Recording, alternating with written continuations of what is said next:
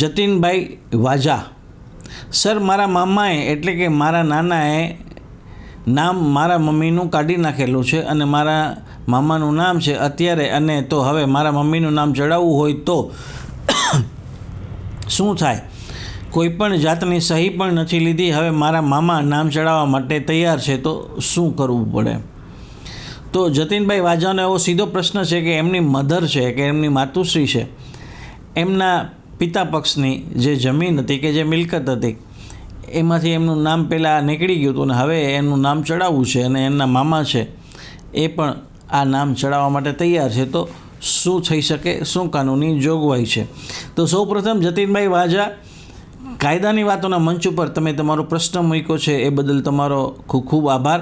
કારણ કે તમારા આ પ્રશ્નથી અને આ પ્રશ્નના જવાબ જે હું અત્યારે પ્રસ્તુત કરી રહ્યો છું, આવા જવાબથી ઘણા બધા વ્યૂઅરને પણ જો આવા કંઈ જીવનમાં એની મુશ્કેલી હોય કે આવા કોઈ પ્રશ્ન હોય તો એનો સીધો જવાબ છે કે એનું સીધું નિરાકરણ છે આ જવાબથી મળી શકશે. એટલે તમારો પ્રશ્ન છે એ હજારો લોકોને ઉપયોગી થઈ શકે તેમ છે. તો જતીનભાઈ, સૌપ્રથમ તો જો તમારા નાના પછી વારસાઈમાં તમારા મમ્મીનો પણ કાયદેસર હક હતો અને તેમ છતાં તેમની સંમતિ સહી વગર નામ કાઢી નાખવામાં આવ્યું હોય તો હવે ફરીથી નામ ચડાવી શકાય. ખાસ કરીને તમે કહો છો કે તમારા મામા પણ હવે તૈયાર છે તો મેટર વધુ સરળ બની શકે. સામાન્ય રીતે શું કરવું પડે? તો કે વારસાઈ એટલે કે મ્યુટેશન એન્ટ્રીની માટેની તમારે અરજી કરવી પડે. એટલે મામલતદાર કચેરીમાં તમારે જેને કહેવાય છે કે વારસાઈ હક દાખલ કરવા માટે થઈને તમામ પુરાવાઓ સાથે અરજી કરવી પડે. હવે આવી બધી અરજીઓ એ મોટાભાગે ઓનલાઈન થઈ ગઈ છે, તો તમે ઓનલાઈન પણ અરજી કરી શકો છો. અને એમાં મામાની કન્સેન્ટ એટલે કે મામાની સંમતિનું જે સોગંદનામું છે એ કરાવીને પણ તમે એડ કરી દો એટલે તમારી મમ્મીનું નામ છે એ સરળતાથી ચડી જાય. આ રેવન્યુ રેકોર્ડ્સમાં તમારા નાનાની જે કંઈ પણ જમીન હોય કે મિલકત હોય છે. બોસ સાંભળો, આવું તમે પહેલા ક્યારેય નથી જોયું. ગુજરાતમાં પહેલીવાર AI થી બનતા કોમ્પિટિટિવ એક્ઝામ વિડિયોઝ. હું છું GPP AI world smart study. હવે ગેમ બદલી દેશે. હવે બોરિંગ નોટ્સ નહીં, AI સાથે ફાસ્ટ લર્નિંગ.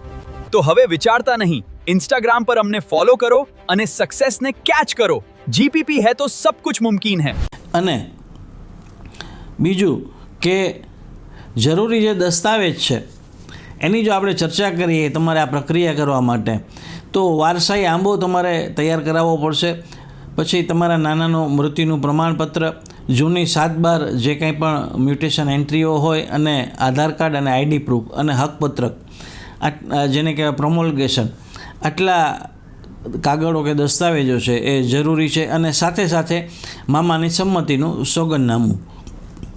જો રેવન્યુ ઓફિસ ઓબ્જેક્શન કરે તો RTS અપીલ અથવા બીજી કાર્યવાહી પણ થઈ શકે.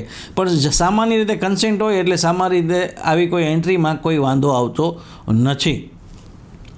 હવે એક વાત ખાસ ધ્યાન રાખવાની છે કે માત્ર રેવન્યુ એન્ટ્રી બદલવાથી ફાઇનલ ઓનરશિપ નક્કી થતી નથી, પણ વારસાઈ હક માટે મહત્ત્વનો આધાર બને છે.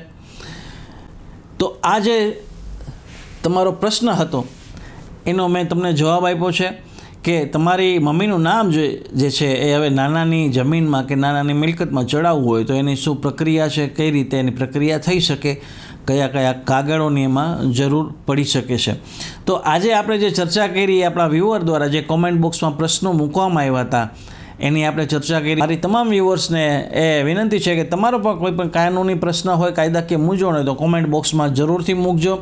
આપણે એવા પ્રશ્નોને પસંદ કરીએ છીએ એપિસોડ બનાવવામાં કે જે પ્રશ્નના જવાબથી બીજા ઘણા બધા લોકોની પણ મુશ્કેલીઓ આવી હોય, જનરલ પ્રશ્ન હોય તો એ લોકોને પણ એનો નિરાકરણ કે એનો જવાબ છે એ મળી રહે. એટલે બેસ્ટ જે કોમેન્ટ અમને લાગતી હોય છે કે જે આ લાર્જ ઇફેક્ટ કરતી હોય એવી કોમેન્ટને આપણે આ એપિસોડમાં લેતા હોઈએ છીએ. તો તમે પણ તમારી કોમેન્ટ જરૂરથી કરશો, તમારા પ્રશ્ન જરૂરથી મૂકશો.